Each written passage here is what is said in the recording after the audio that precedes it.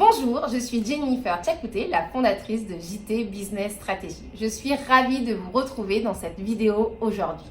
Donc, je vais vous en dire un peu plus sur ce challenge qui nous attend dès lundi. Tout d'abord, comme je vous le disais, il est de deux formes. La première, c'est qu'une première semaine, ça sera un challenge de type personnel. Je m'entends. C'est-à-dire qu'on va aller chercher de la motivation, on va aller en gratitude, on va se donner de l'énergie. Pour ce faire, tous les matins, je vous demanderai de choisir une chanson qui vous inspire, qui vous donne de la joie, qui vous met dans de bonnes vibes, qui vous donne de l'énergie. La deuxième chose, je vous demanderai de vous apporter, de vous faire du bien avec votre corps, c'est-à-dire boire un smoothie, faire une séance de yoga, aller faire une séance de VAR, quelque chose qui est bon pour vous, qui est bon pour votre corps. La troisième chose, c'est de dire à haute voix une phrase inspirante qui vous motive, qui vous donne là encore de l'énergie. Et ça, nous allons le répéter pendant 5 jours, de lundi à vendredi. Je dis bien nous, parce que moi aussi je joue. Je vous partagerai d'ailleurs ma morning routine.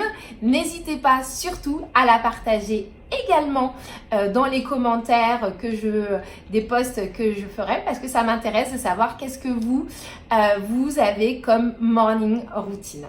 Ensuite, nous aurons les deuxièmes semaines, c'est-à-dire que les semaines plutôt professionnelles, où là, nous allons nous donner des mornings plutôt en se fixant des objectifs professionnels. Ça peut être par exemple appeler 5 prospects, ça peut être ranger son bureau, sur des choses peut-être qu'on procrastine un petit peu.